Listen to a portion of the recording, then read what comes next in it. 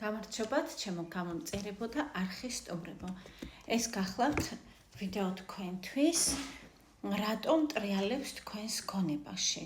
თუ ყავთ ასეთი ადამიანი, რომელსაც ვერ ივიწყებთ, რომელსაც შესაძლებელია უკვე თქვენ აღარ გსურთ ფიქრი, თუმცა ის მაინც ბრუნდება ფიქრებში, გაგცევდა მასთან დაკავშირებით ნოსტალგია, მონატრება და ასე ვთქვათ, წესით ეს ასე არ უნდა იყოს და არ იცით, რატომ ბრუნდება მუდმივად, რადგან თქვენ უკვე გაუშვით ეს სიტუაცია თქვენი აზრით. ნახოთ, რა არის მიზეზი ამის. ვისთვისაც საინტერესოა, რა თქმა უნდა, თქვენთვის. ვისთვისაც ეს თემა არ არის აქტუალური, რასაკვირველია, ასკროლეთ.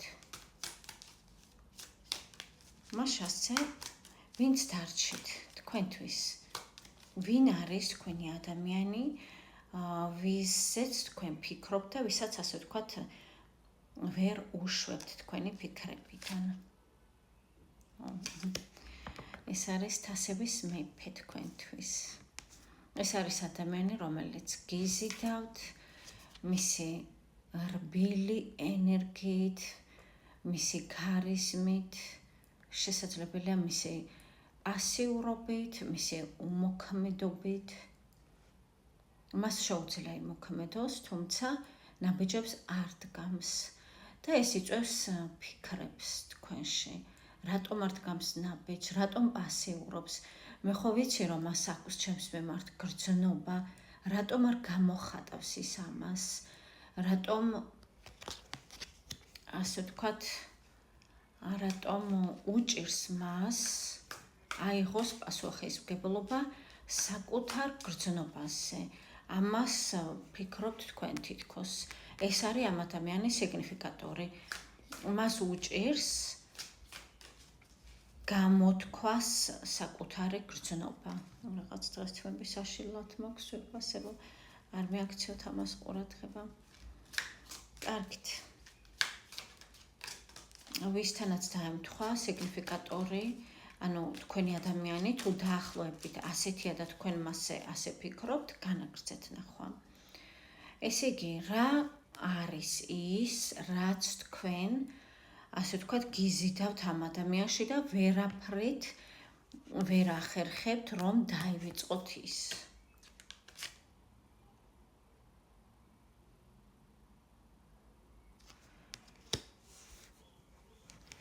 ეს არის თქვენი ტრანსფორმაცია. ეს ადამიანი თქვენთან მოვიდა ტრანსფორმაციისთვის და თქვენს მასზე იგივე, ასე ვთქვათ, როლს თამაშობთ ცხოვრებაში. ესე იგი, თქვენ ორივე ამუშავებთ რაღაცას და თქვენ კონკრეტულად რას ამუშავებთ ამეთი, რა ტრანსფორმაცია არის თქვენთვის. ესე იგი, თქვენთვის ეს არის, რატო ვერ ივიწყებთ ადამიანს? იმიტომ, რომ თქვენ ცივი გონებით უნდა გააკეთოთ ანალიზი. თქვენ უნდა შეხედოთ სიტუაციას, ამ მოვლენას ისე, რომ თქვენ ამით, ასე ვთქვათ, დაწვით კარმა. რაც შეიძლება იყოს თქვენი საგვარეულო კარმა, რაღაც ძველი, ასე ვთქვათ, დასამუშავებელი ტრავმები, რაც შეიძლება მოყვებოდათ დედის ხაზით, თქვენ აღადგინეთ, ასე ვთქვათ, სამართლიანობა თქვენს გვარში, გენეტიკაში, გენეტიკა ძალიან ხმამაღალი ნათქვამია, თქვენს ფესვებში, თქვენს მომავალს, ასე ვთქვათ, თქვენ ამით უკაფავთ გზას.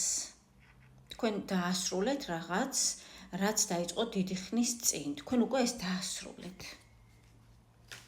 გაკვეთილი თქვენ მიიღეთ. ესე იგი, ეს ადამიანი ამაში თქვენ დაგეხმარათ. და თქვენ რაში დაეხმარეთ მას? თქვენ დაეხმარეთ, რომ ის გახდეს უფრო ბრძენი, თუმცა აქ საკმაოდ ისედაც ჭკვიანი ადამიანი ჩანს, მაგრამ თქვენ მას დაეხმარეთ, რომ მან საკუთარ თავში იპოვოს საყრდენი.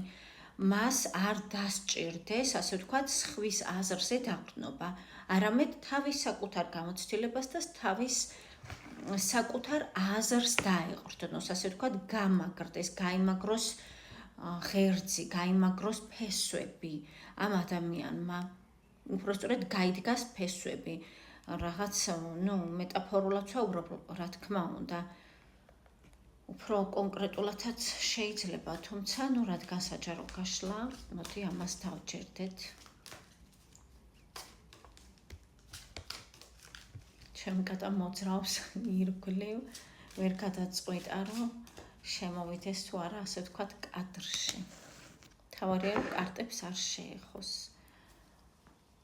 კარგით. აქ ჩანს, რომ თქვენ დაასრულეთ ტრანსფორმაცია. თქვენი ადამიანი ისევ ტრანსფორმაციის გზაზეა?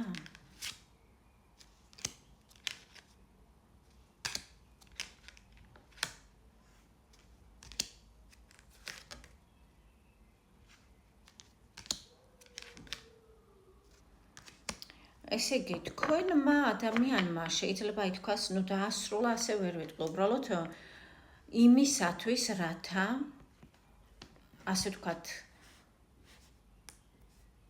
მან ენერგია სწორად გადაანაწილოს და სწორად დახარჯოს და არ გახდეს, ასე ვთქვათ, დამოკიდებული რაღაცეებზე, ამისათვის მან უნდა გააკეთოს არჩევანი. როდესაც ის არჩევანს გააკეთებს, ტრანსფორმაცია დასრულდება.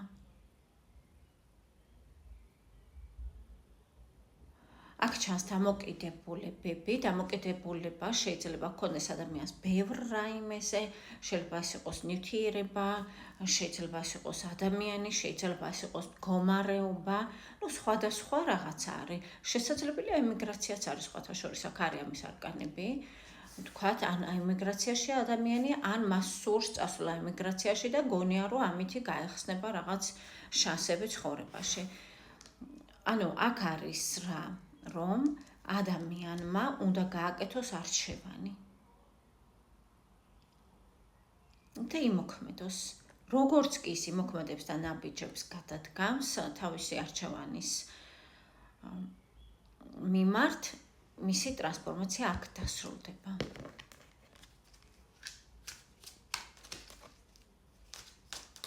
მოდი ვნახოთ, თქვენ შედიხართ ამ არჩევანში, რაც მას აქვს მიცემული სამყაროსგან. რა თქმა უნდა, ძვირფასება მინდა აღვნიშნო, რომ ეს რაღაც სპეციფიური გაშლა გამოვიდა, ეს არ მოერგება ყველა ადამიანს. ამიტომ ეს არის მხოლოდ იმათთვის, ვინც საკუთარი თავი ამოიცანით, საკუთარი სიტუაცია ამოიცანით და ასე ვთქვათ, რეზონირებს თქვენთან. მხოლოდ თქვენთვის არის. ეს არ არის ყველასთვის და ძალიან გთხოვთ, არ დაწეროთ, რომ ჩაწერე გთხოვს სიყვარულზე, ამაზე ჩაწერე, იმაზე ჩაწერე. რა თქმა უნდა, თანმიმდევრობით ყველა თემაზე, რაც თქვენ გაინტერესებთ, ჩავწერ ვიდეოებს, რა თქმა უნდა. ესე იგი, თქვენ ხართ აქ მთავარი, ესე იგი, მის არჩევანში მთავარი ხართ თქვენ, რატომ? იმიტომ რომ ამ მომენტში თითქოს აქ ასე ჩანს, რომ არაფერი არ ხდება თქვენს შორის და მას სწორედ ამიტომ უნდა არჩევანის გაკეთება. ესე იგი, თქვენ ხართ ის, ვინც მან უნდა აირჩიოს და როდესაც თქვენს მიმართ ის იმოქმედებს, მაშინ ჩაითვლება დასრულებულად მისი ტრანსფორმაცია. ტრანსფორმაცია ძვირფასებო, ვისთვისაც უცხოა ეს სიტყვა, ასე ვთქვათ, ტრანსფორმაცია არის მდგომარეობა, როდესაც ადამიანს უწევს ბრძოლა ადგილისთვის, ბრძოლა გადარჩენისთვის, სხვადასხვა ფსიქოლოგიური თუ ფიზიკური, ასე ვთქვათ, ბრძოლები იმისათვის, რათა შეიქმნას პირობები მისთვის კომფორტული. და როდესაც ტრანსფორმაცია დასრულებულია, ადამიანი უკვე ცხოვრობს იმ სიკეთეებში, რაც მან აირჩია და რასაც მან მიაღწია მისი ნაბიჯებიდან გამომდინარე. დაახლოებით ეს არის თვითფასებო. კარგით. რჩევა ამოვიღოთ თქვენთვის და ამაზე დავასრულოთ. ესე იგი, თქვენ ასე ვთქვათ, ის დაგაჯერებთ იმას, რომ მას სურს თქვენთან ურთიერთობა, ოღონდ მისი წესებით, რა თქმა უნდა.